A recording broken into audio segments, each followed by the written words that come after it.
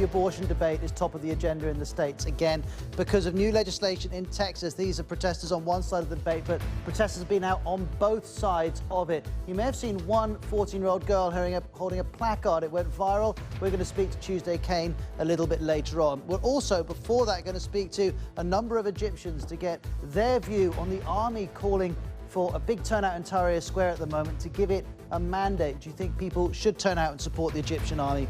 Here's our phone number. We're on social media too, or you can email us with a comment and your number. We'll call you up and get you on the air.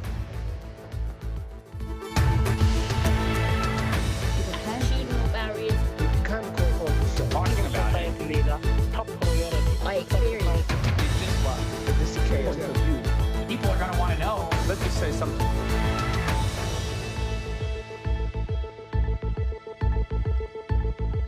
We're using the WHYS hashtag if you're tweeting while you watch. Now, let me quickly show you a couple of live feeds coming into the BBC. This is a huge crowd of supporters of the ousted President Mohamed Morsi. Today, we've learned that he'll be accused of working with the Palestinian group Hamas in 2011 to organize attacks on prisons in Egypt. As you can see, thousands of people think that is not fair and they're cheering. Let's also bring in the feed that we've got from Tahrir Square, where thousands more people are gathering to give, as the army put it, a mandate to the armed forces to continue the work they're doing. The army has said this hasn't been a military coup. They want Egypt to be the best it can be, and they're planning elections in 2014, they say. Now, let me introduce you to some of our guests who are joining us. We've Angie Khanam from BBC Monitoring, Wael Abbas, blogger and journalist in Cairo, and Nadine Sharif from the Cairo Institute for Human Rights Studies. Nadine, let me start with you. Do you plan to go to Tahrir Square to support the army today? No, I do not. I think that the request for a popular mandate for to combat terrorism is an unfounded and unnecessary. There's the more than sufficient laws to combat terrorism. In fact, some of them already exceed the limits set by international standards. I think that this call is a show of numbers and very, very unnecessary. If we had wanted a real way forward, we would be talking about steps towards reconciliation. What about and this you, is Wael? not one of them. I'm not going to Tahrir too. I didn't go on the 30th because I felt suspicions about the calls for uniting the revolutionaries and the supporters of Mubarak and the police and the army. And I felt suspicion also because there were calls for the army, although the papers that were signed for Tamarrud did not mention that. There was an opportunistic approach to the calls of the 30th of January, and now the army is making use of it, and it wants people to give them a carte blanche to do whatever they want to do. I don't trust them, and I don't like what's going on. It doesn't seem legitimate to me.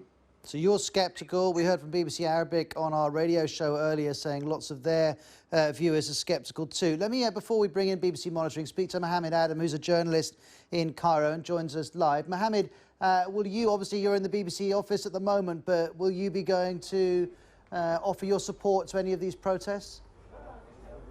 No, I'm not going also to this protest, either the pro-Morsi protest nor the pro-army protest, because both of them are non-democratic marches. One is calling for Islamic State against democracy, and the other camp is calling for the military to control the country and to kill the Muslim Brotherhood in the name of terrorism. So, like two non-democratic camps in the street. So I'm not going to join any of them. Well, Mohammed, Wael, Nadine, all stay there, please. Let's quickly pull up a statement that was on a Facebook page affiliated with the Egyptian military. Let me just show you this.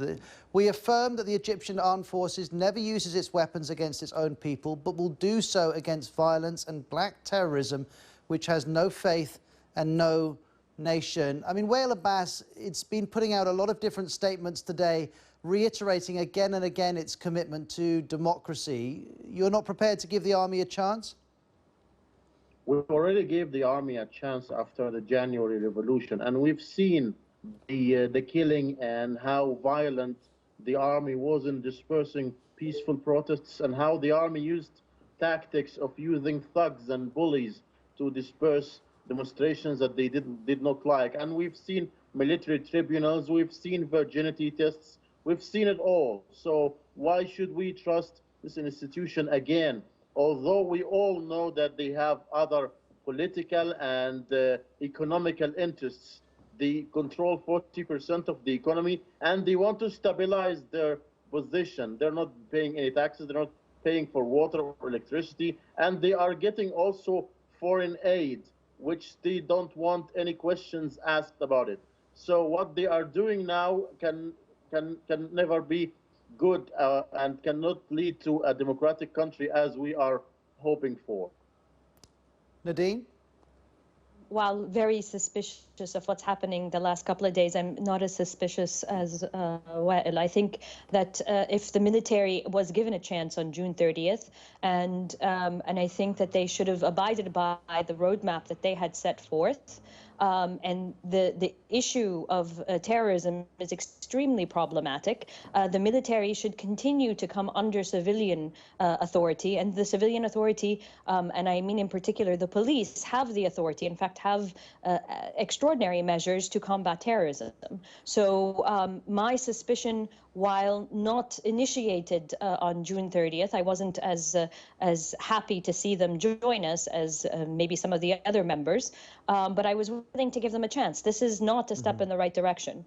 We should have moved to a more reconciliatory measures. We should have, I mean, yesterday there was a meeting for the National Reconciliation Committee. That should have been brought out. It should not have been overshadowed by president, I was going to say president, but a slip, by Sisi, Grand Marshal Sisi statement, and I agree that this is extremely suspicious, and we've learned the first time around. The military should not be in the streets in civilian areas. The police should be. The military is a hammer, and everything it sees is a nail. It's this is extremely problematic. It's interesting that by mistake you called him president, but General Sisi does hold a couple of positions within the interim government. He's the defence minister, and he's the first deputy prime minister, so he does have a number of positions, political positions, as well as, of course, the military one that he holds. Now, let me show you a quick video here that we've received from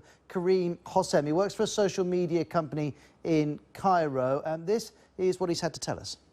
I think a lot of people in Egypt have put sort of a very huge hope and weight on the military's shoulders. They haven't failed to sort of live up to the people's expectations, but it's a bit of a problem because you just keep giving power back to the army. You just keep giving them the authority to do what a president should be doing in the country. I'm not against the military in any way, but I just think after 60 years of sort of military rule, having Abdel Nasser Sadat and then Mubarak, you just need a change from that army sort of mentality. Well, Kareem, thank you very much indeed for uploading that video. By the way, if you're watching and want to do that as well, worldhaveyoursay.com is where to go. It's incredibly easy to do so. Now, quickly, let's bring in my colleague from BBC Arabic, May Noman, because I'm wondering whether your viewers believe the army can play a productive role in Egypt. Well, Ross, we've noticed a very heated debate on social media and from the comments we've been receiving today about the role of the army in what's happening today in Egypt. There is certainly a debate on whether the Defense Ministry and the army need this mandate to do their job. Some people believe that this is their job and they should do it without having to call out to people to go out on the streets and cause more chaos and possible violence, as we've been hearing in recent reports. Others believe that this call for people to step out to the streets is actually needed to show the world that people are backing the army and their decisions. Mate, thank you very much for the moment. By the way, those of you watching, you can get your news in Arabic at bbcarabic.com. Mohammed, let me bring you back in. Do you believe that there is a role for the army, that it can help deliver long-term democracy, or would you just rather it removed itself from political life completely?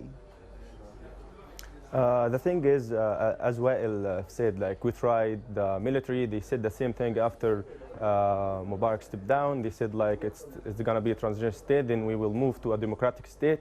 But these things never happened. There were kind of deals between them and the Muslim Brotherhood during the transition state. And then what's happening now? We're seeing like people on the street carrying posters of Sisi. It's kind of like a propaganda campaign, pro-army, pro-Sisi. Lots of people expecting Sisi to be like the next presidential candidate for the army. So it is very suspicious to trust that the army want to just like leave the political scene, and it's very clear that they have lots of interests and they want to keep them. On the other hand, the Muslim Brotherhood left no choice.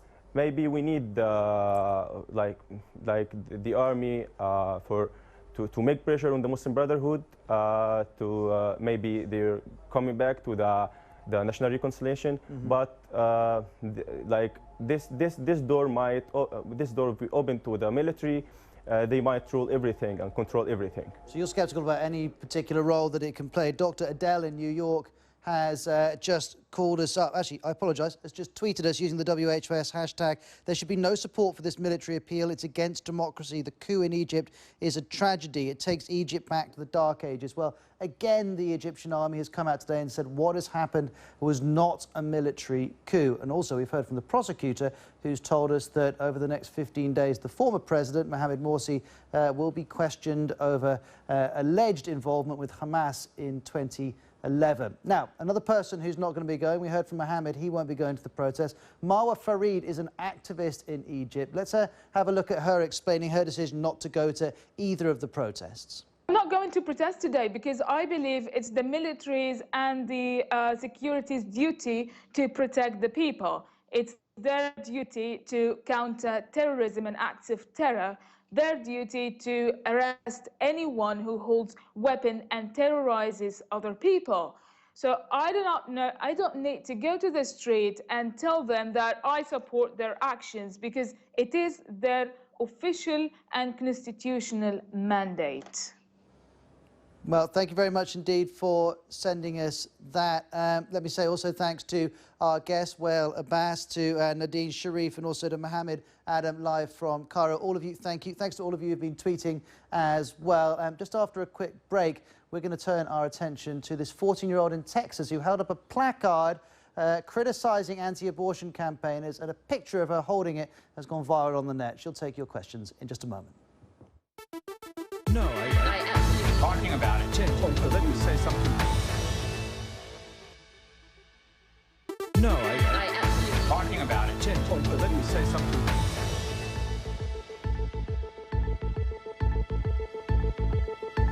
Welcome back to World Have Your Say. Now, you may well have seen in the last few days in the news that there is new legislation regarding abortion in the American state of Texas, and people who are against abortion have welcomed it. Those who believe in a woman's right to choose much further into pregnancy than these laws allow to have an abortion have been fiercely critical. Now, there were lots of protesters on both sides of this particular debate. There have been for weeks, but one 14-year-old girl became the centre of an awful lot of attention online. That was because there was one photo of her holding a placard with her dad standing behind it as well, and it used reasonably forthright language to criticise the anti-abortion campaigners. Now, we're going to show you the placard. I should say that some of you may find it offensive, but let's pull it up on the screen just the once so that you know what we're talking about. This was put up by two of our guests who are going to be joining us now, Tuesday Kane and Billy Cain, who's her father, and we can speak to both of them live from Texas. Thank you very much, the two of you, for being with me. Tuesday, perhaps I could ask you first, when did you make the sign? When did you decide to use it?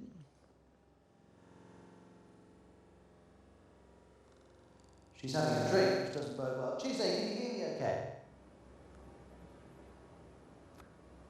No, it doesn't sound like she can, because she's looking into the camera, and I'm pretty sure if she could hear me, she would be telling me. Well, those of you who are watching, while we just sort that out, the essential debate was about the amount of time into a pregnancy that a woman should be able to have an abortion. And one of the factors that comes with this legislation is that a number of clinics who currently offer abortion in Texas may have to close if they can't meet certain criteria. At the moment, only 5 clinics could meet the criteria in the entire Texas state. Some people say that's deliberately disruptive.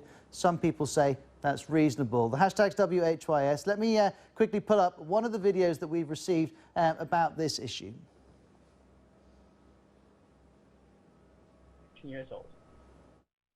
I question why the people are condoning this girl for participating in a political process. I mean, so very few people my age actually care about any issue enough to stand up and be vocal about it. Why are we doing this? Why should we be saying, yes, this is what all people my age should do. You should have your opinion. You should stand to them. You should be supportive of the political process. That's Christian in Waynesville, North Carolina. Thank you very much indeed, Christian. Those of you watching, as I always say, you can upload your own videos, worldhaveyoursay.com. A couple of other comments that I can tell you about. Joey, 1845, says, I like the sign because I like crude humour, but it does have a place in this area. What does it achieve? And this from Mitch Mike in the US, who says, what if the sign had referenced Muhammad? There would have been condemnation from the left and death threats too. Facebook.com/WorldHaveYourSay is where you can post this. Now, one other thing I should add is that when this kind of legislation comes in at a state level, while of course it immediately becomes effective, it can be challenged at a federal level, and we have seen some laws relating to abortion in the states where a state has supported them, and then there's been a federal intervention. Now, while we thought out our line to Tuesday Kane, let's bring in Melissa, who we can speak to. She's a regular contributor on World Have Your Say, based in Houston, a journalist and a blogger. Melissa, did you approve of a 14-year-old making her point in this way? Well, no, I have a 14-year-old daughter, and first off, to be approving of abortion after 20 weeks, which is what this was all about underneath, and then to do so in such a way where, I mean, this young girl was on the side of people throwing bricks and jars of urine, and then a sign like this. I think as a parent, why would you allow your child to do something like this? But she makes a point. She doesn't advocate violence against anyone. She's passionate about it. Does she really deserve the kind of insults that she's been receiving all week long? Of course, she shouldn't be subject to that kind of the mean things that people are saying, and some downright disgusting things. That's just a given. But she also shouldn't have been putting up a sign that many on the opposition would consider blasphemy. And it's just a crude, rude, base way of making your point. And is this what her parents are teaching her as a 14-year-old child? I mean, this is what we want to foster in our debate? I'd say no, as both a parent, as someone on the other side. A lot of people on both sides of this debate have been saying that the tone is remorselessly aggressive, remorselessly negative, and they've been discussing why. Let's bring in a guest who can maybe fill us in on this. Robert Cavalier is joining us from Pittsburgh, professor of philosophy and ethics at Carnegie Mellon University. And Professor Cavalier, thank you very much for your time. As you've observed this debate over the years, has it improved in tone at all, or has it always been this vitriolic? Well, certainly over the past couple of decades, with the sort of merging of the political right with the religious right, there has been, if you will, a kind of theological dimension to the interpretation of the fetus, at least on many people's parts. And with the growing majorities in a number of state legislatures, there has been some movement to codify these, I would say, somewhat strong interpretations of the metaphysical status of the fetus. And in the process, it does bring out passions that are reminiscent of really the kinds of religious passions one experiences. One would like the debate to turn into a deliberation. One would like a forum in which more information about both fetal development and the legal arguments of Roe v. Wade could become part of a well-structured conversation. But in our current sort of political atmosphere, and especially with the internet, it's very difficult to cut through that kind of challenge. I mean, Melissa, you're in Texas. Are there examples you can give us where you've been able to have conversations with people you don't agree with on this issue, but whether it's been a civil exchange? Well, absolutely, but I'd like to address a point that the professor made as far as it being a metaphysical thing, even from a scientific perspective. For example, in Europe, most of Europe, abortions past 12 weeks are not allowed because of the recognition that this is not just a lump of protoplasm, as some have said. My own son was born at 24 weeks gestation.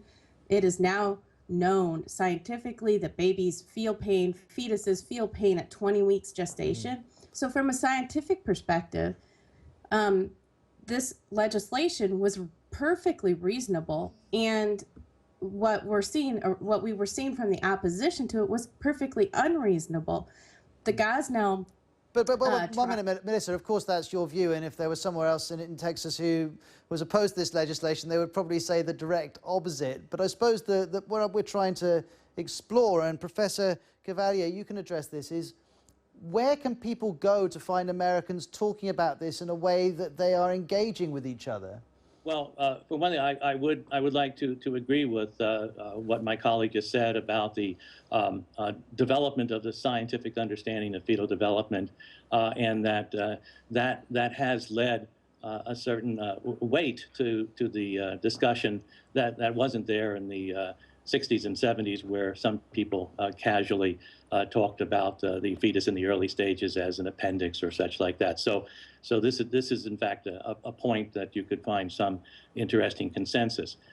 When I was referring to the metaphysics of this in a sort of rich sense, I'm talking about those people who will want to interpret the, if you will, the pre-fetal development at the moment of conception as a full-blown person in the moral and legal sense, akin to what Aristotle or Aquinas would say, and that ordinary language allows us to distinguish that in terms of the difference between a chicken and an egg is not yet a chicken. So we could say, at least in the first trimester, early stages of the first trimester, that there is a legitimate debate over the interpretation of the status of the fetus. Would you not agree with that? Well, there's no question, though, that the egg will turn into a chicken. It's not going to grow into, say, a fox or something else. Absolutely just as correct. a human embryo is going to turn into a fetus and then a human baby. I think that at a certain point, some on, if not most, on the anti-abortion side, the pro-life side, view any distinction as arbitrary. Melissa, I'm going to jump in here because this is a subject we could talk about for hours, but I'm afraid I've got only a matter of seconds. Professor Cavalier, thank you very much indeed to you as well. We're going to be back here in a couple of minutes on World Have You Say. We're going to Brazil next. Speak to you then.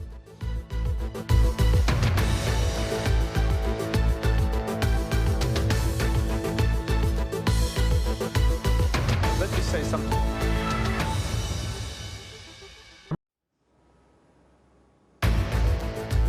Hi, I'm Ros Atkins. Welcome back to World Have Your Say. Well, a few weeks ago, we were talking about those protests in Brazil here on World Have Your Say. And since then, travelled to Brazil to speak to people about why they were protesting and to discuss whether upset with the government may impact on next year's World Cup. We've got a film to show you in about 5 minutes' time.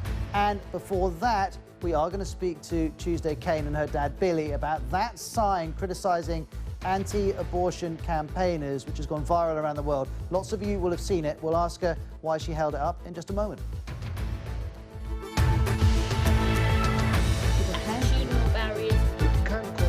Talking about it. I experience. It's just what? This is chaos. People are going to want to know. Let me say something.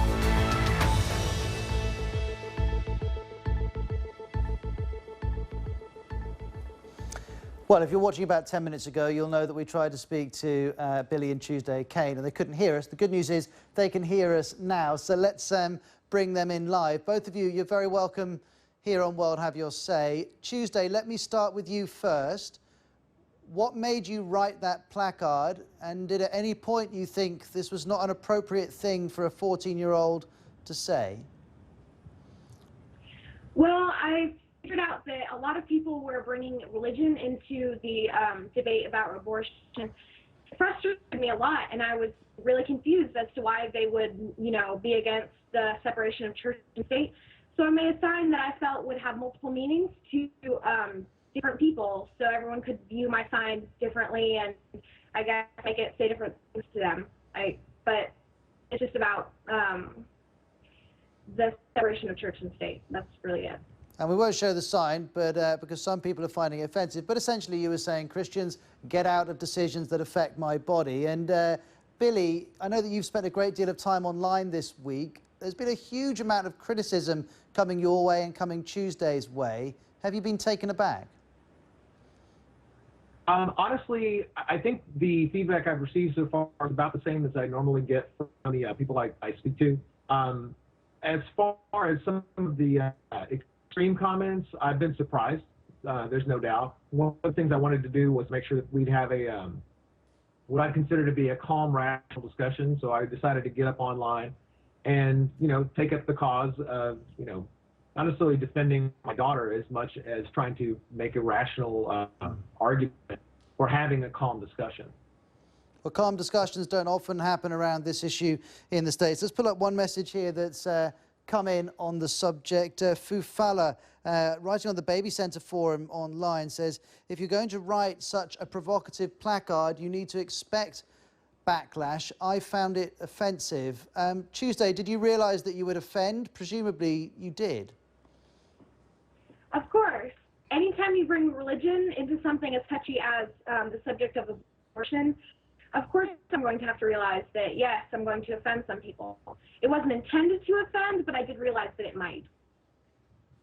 Let me pull up another comment for you to respond to. This is from Shoe People, also on the Baby Center forum. There's a lot of activity on that website this week. As a Christian, I find the sign witty and thought-provoking. Religious beliefs should not be a factor in lawmaking.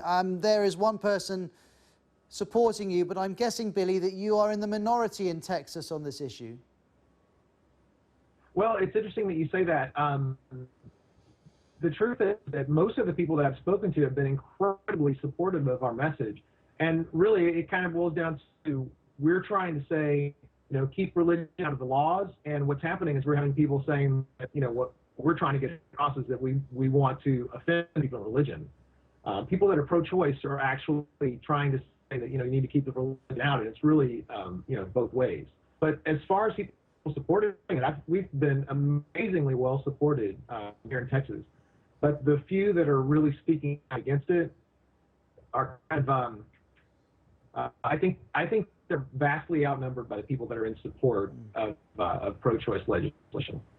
And Tuesday, how have your friends reacted to the fact that your picture has gone all around the world this week?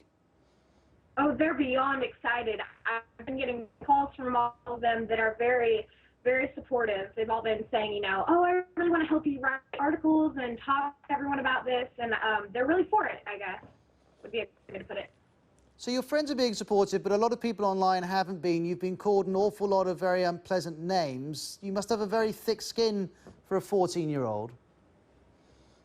Maybe so, but the reason that these people made these comments isn't because they know me personally. It's just because I've made a sign that they just haven't cared for. So it's not really anything I can take to heart. It's just comments that people have made on the internet.